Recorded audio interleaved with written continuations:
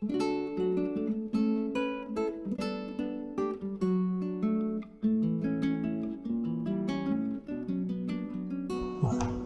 दोस्तों, आज के वीडियो में हम बात करने वाले हैं ई श्रम पोर्टल के बारे में। तो दोस्तों, जैसा कि आप सभी को पता है, वर्तमान में केंद्र सरकार के श्रम एवं रोजगार मंत्रालय के द्वारा इस पोर्टल की शुरुआत की गई है और साथ ही ये एक तरह से national database of unorganised workers, अर्थात जो असंगठित जो वर्कर्स हैं उनका राष्ट्रीय स्तर पर एक तरह से डेटाबेस तैयार किया जा रहा है, जो कि इस पोर्टल के माध्यम से तैयार होने वाला है। तो दोस्तों, आज के वीडियो में हम इसी पोर्टल के संबंध में पूरी जानकारी लेंगे कि ई श्रम पोर्टल क्या है और पोर्टल के माध्यम से जो ई श्रम कार्ड बनने वाला है, जुड़ी हुई जो महत्वपूर्ण जानकारियां हैं उसके बारे में हम वीडियो में स्टेप बाय स्टेप बात करने वाले हैं। साथ ही दोस्तों, इस पोर्टल के माध्यम से जो भी ई श्रम कार्ड आपका जारी होने वाला है उस संबंध में एक महत्वपूर्ण जानकारी ये रहती है कि अगर आपको राज्य सरकार के माध्यम से किसी भी तरह का अगर आपका श्रम कार्ड बना हुआ है तो वो कार्ड कम्प्लीटली आपका अलग है और ये आपका केंद्र सरकार के द्वारा जारी होने वाला ई श्रम कार्ड है। तो आप ऐसा ना समझें कि मेरे पास में तो ऑलरेडी राज्य सरकार के माध्यम से आपको चाहे किसी भी योजना का लाभ श्रम कार्ड के माध्यम से अगर मिल रहा है तो वो कार्ड आपका अलग है, उसके माध्यम से आपको जो भी लाभ मिल रहा है वो आपको लाभ मिलता रहेगा। लेकिन फिर भी आप इस जो केंद्र सरकार का ये ई श्रम पोर्टल है, इस पोर्टल के ऊपर अपना रजिस्ट्रेशन जरूर करवाएं। तो इस प्रकार से जो दोनों कार्ड हैं, एक तो केंद्र सरकार के द्वारा ई श्रम पोर्टल पर बनने वाला कार्ड और दूसरा अगर आपके संबंधित किसी भी राज्य की अगर हम बात करें तो उस राज्य के अंदर अगर कोई भी श्रम कार्ड या मजदूर कार्ड अगर आपका बना हुआ है तो वो कम्प्लीटली अलग है और ये कम्प्लीटली आपका अलग रहने वाला है।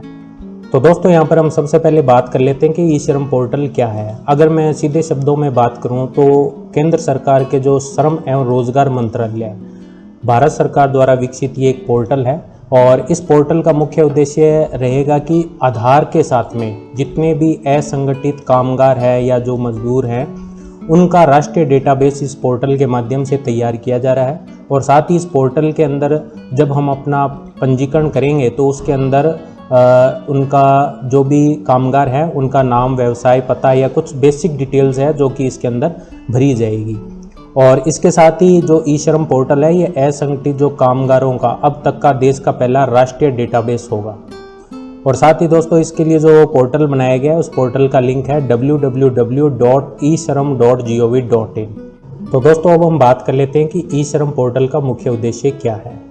तो दोस्तों, जैसा कि आप सभी को पता है कि श्रम एवं रोजगार मंत्रालय केंद्र सरकार का जो मंत्रालय है इसका मुख्य उद्देश्य संगठित और असंगठित दोनों तरह के जो कामगार हैं उनके जो संरक्षण का जो मुख्य कार्य है या उनके लिए जितनी भी योजनाएं बनाना है वो इस मंत्रालय के अंतर्गत आता है। लेकिन जो ये ई श्रम पोर्टल का निर्माण किया गया है इसका मुख्य उद्देश्य केवल और केवल मात्र जो असंगठित कामगार हैं।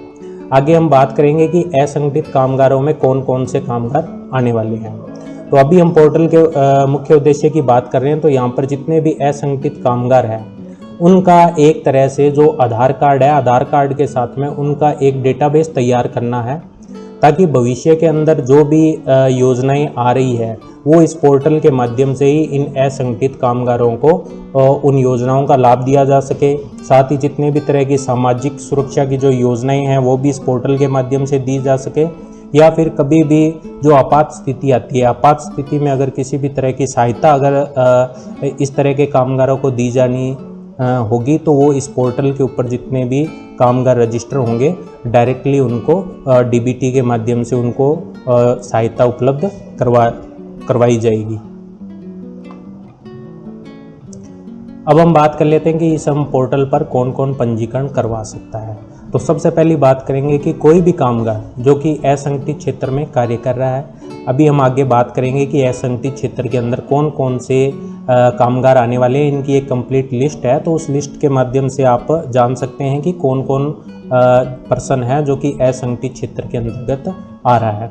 उसके बाद में जो दूसरी पात्रता रखी गई है वो जिनकी आयु 16 से लेकर और 59 वर्ष के बीच में है वे अपना रजिस्ट्रेशन इस पोर्टल के माध्यम से करवा सकते हैं। उसके बाद में असंगठित कामगार, जैसा कि हमने अभी असंगठित कामगार के बारे में बात की, तो असंगठित कामगार के संबंध में जो कुछ उदाहरण है जैसे कि प्रवासी कामगार जो कि आपात स्थिति के अंदर एक राज्य से दूसरे राज्य में चले जाते हैं, या फिर कोई कृषि कामगार है, मनरेगा के अंदर कोई कामगार है, मछुआरे हैं, दूध बेचने वाले हैं, या आशा है, आंगनबाड़ी है, फेरी वाले हैं, रिक्शा चालक है, इस प्रकार के जितने भी जो कामगार है वो इसके अंतर्गत आने वाले हैं।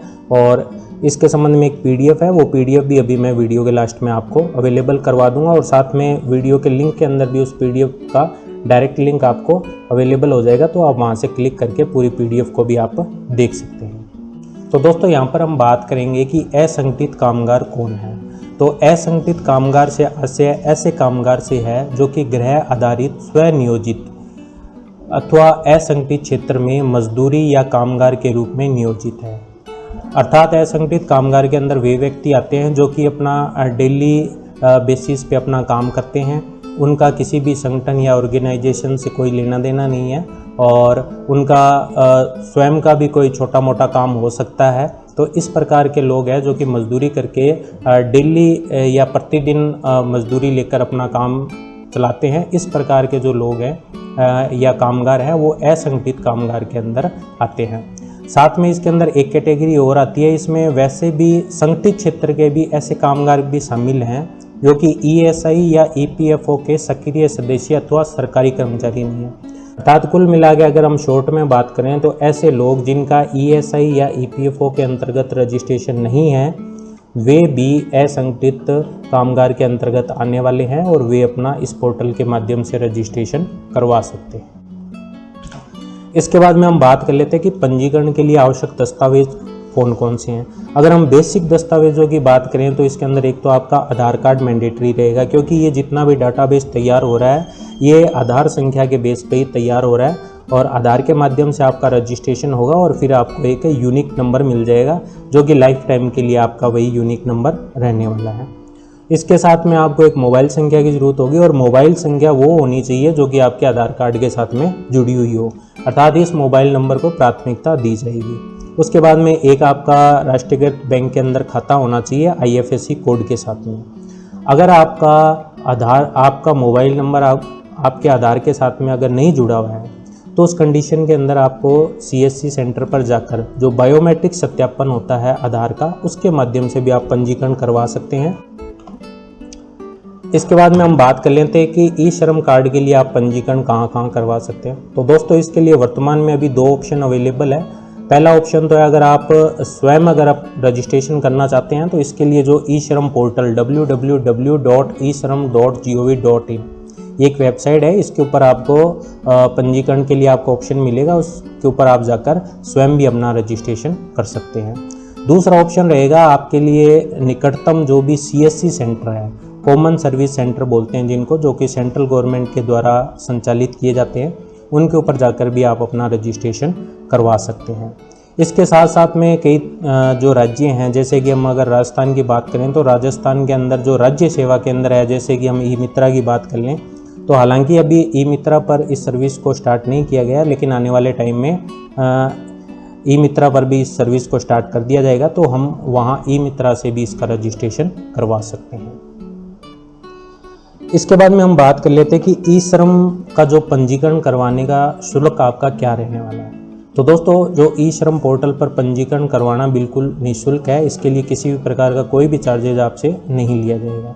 कामगारों को किसी भी पंजीकरण इकाई को कोई भी शुल्क देने की आवश्यकता नहीं है। जैसे ही आपका सफल पंजीकरण हो जाता है, सीएससी के माध्यम से आप ई श्रम कार्ड को प्रिंट करके कामगार अपना कार्ड प्राप्त कर सकता है। इसके बाद दोस्तों अगर हम ई श्रम पोर्टल पर पंजीकरण के लाभ की अगर बात करें तो दोस्तों अभी हम वर्तमान में अगर बात करें तो ई श्रम पोर्टल के माध्यम से जो आपका ई श्रम कार्ड बनने वाला है, उस कार्ड पर हालांकि अभी वर्तमान के अंदर कोई भी विशेष तरह की स्कीम आपको नहीं मिलने वाली है, क्योंकि अभी इस पोर्टल पर कार्य चल रहा है कि जो भी असंगठित कामगार है उनको एक पोर्टल पर लाकर उनका डेटाबेस तैयार करना। लेकिन भविष्य में जैसे जैसे आगे बढ़ेंगे तो विभाग के द्वारा जितने भी योजनाएं हैं जो कि श्रमिकों के लिए आने वाली है, वो इस पोर्टल के ऊपर जिनका रजिस्ट्रेशन रहेगा उसके माध्यम से ही उनको सर्विस दी जाएगी। तो इसीलिए ज़रूरी है कि अभी अगर आपको किसी प्रकार का लाभ नहीं मिल रहा है तो उस कंडीशन में भी आप अपना रजिस्ट्रेशन यहाँ पर ज़रूर करवाएं, ताकि भविष्य में जब भी कोई भी स्कीम आएगी तब आपसे इसी ई श्रम कार्ड की डिमांड की जाएगी। तो आपको उस सर्विस के अंदर आप जैसे ही अपना कार्ड देंगे तो आपको इसका लाभ डायरेक्टली मिल जाएगा। तो असंगठित कामगारों के सभी सामाजिक सुरक्षा लाभ इस पोर्टल के माध्यम से वितरित किए जाएंगे। और साथ में दोस्तों जो मुख्य चीज़ है, इसमें कोई भी आपात स्थिति या राष्ट्रीय महामारी, जैसे कि अभी हम कोविड की अगर बात करें तो कोविड के समय काफ़ी जो कामगार थे जो कि एक राज्य से दूसरे राज्य के अंदर उनको जाना पड़ा था, तो उस कंडीशन के अंदर अगर हम उन्हें किसी भी प्रकार का अगर लाभ भी देना चाहें तो इतना जल्दी हम उनको लाभ नहीं दे सकते, क्योंकि उनका डेटाबेस हमारे पास में अवेलेबल नहीं है। तो इसी कारण से इनका डेटाबेस तैयार किया जा रहा है। भविष्य में अगर कल को इस तरह की कोई भी स्थिति आती है या आपात स्थिति आती है, तो जैसे ही अगर हमारे पास में डेटाबेस अवेलेबल होगा तो हम डायरेक्टली अगर हम उन्हें कोई वित्तीय सहायता अगर देना चाहते हैं तो वो डायरेक्टली इस पोर्टल के माध्यम से दी जा सकती है, क्योंकि इसमें जो भी सहायता दी जाएगी वो डीबीटी डायरेक्ट बेनिफिट ट्रांसफ़र, अर्थात डायरेक्टली जो कामगार है उसके खाते के अंदर उस सहायता को ट्रांसफ़र किया जा सकेगा। उसके बाद में अगर आपको ई श्रम पोर्टल के संबंध में किसी भी प्रकार की सहायता या किसी प्रकार का कोई भी डाउट है तो इसके लिए एक राष्ट्रीय हेल्प डेस्क नंबर जारी किया गया है 14434। तो ये पूर्णतः टोल फ्री नंबर है, इसके ऊपर आप कॉल करके किसी भी प्रकार की जानकारी आप ले सकते हैं। और पोर्टल के संबंध में अगर आपको किसी भी प्रकार की शिकायत है तो उसके लिए भी आपको www.gms.eshram.gov.in के पोर्टल पर जाकर आप शिकायत दर्ज कर सकते हैं। तो दोस्तों ये तो वही आपकी ई श्रम पोर्टल से जुड़ी हुई कुछ महत्वपूर्ण जानकारियाँ। अब हम एक बार इस पोर्टल के ऊपर भी विजिट करके देख लेते हैं कि पोर्टल के अंदर कहाँ से आपको रजिस्ट्रेशन का लिंक मिलने वाला है। तो दोस्तों इसके लिए आप किसी भी एक ब्राउज़र को ओपन कर लें। तो दोस्तों किसी भी एक ब्राउज़र को ओपन करने के बाद में आप जो पोर्टल है उस पोर्टल को आप यहाँ पर टाइप करें www.eshram.gov.in। जैसे ही आप इस पोर्टल को ओपन करते हैं तो इस प्रकार का इंटरफेस आपके सामने ओपन होता है। श्रम एवं रोजगार मंत्रालय केंद्र सरकार के द्वारा इस पोर्टल को जारी किया गया है। साथ ही दोस्तों यहाँ पर आपको ऑप्शन मिलने वाला है रजिस्टर ऑन ई श्रम, तो आप इसके ऊपर क्लिक करें। जैसे ही आप क्लिक करेंगे तो यहाँ पर सेल्फ रजिस्ट्रेशन का जो पोर्टल है वो आपके सामने ओपन हो जाता है। और यहाँ तो दोस्तों वीडियो के अंदर हमने अभी एक असंगठित कामगार के संबंध में एक लिस्ट की बात की थी, तो वो पीडीएफ आपको यहाँ पर मिलने वाली है। इस पीडीएफ का लिंक आपको वीडियो के डिस्क्रिप्शन में भी दे रखा है। इस पीडीएफ के अंदर वो सभी तरह के व्यवसाय आपको यहाँ पर शो कर देंगे जो कि असंगठित कामगार के अंतर्गत आने वाले हैं। तो दोस्तों इस प्रकार से उम्मीद करूंगा वीडियो में जो भी जानकारी ई श्रम पोर्टल के संबंध में आपको दी गई है आप अच्छे से समझ चुके होंगे। और अगर वीडियो में दी गई जानकारी आपको अच्छी लगी है तो प्लीज़ आप वीडियो को लाइक करें, शेयर करें और साथ ही चैनल को आप सब्सक्राइब करें। Thank you.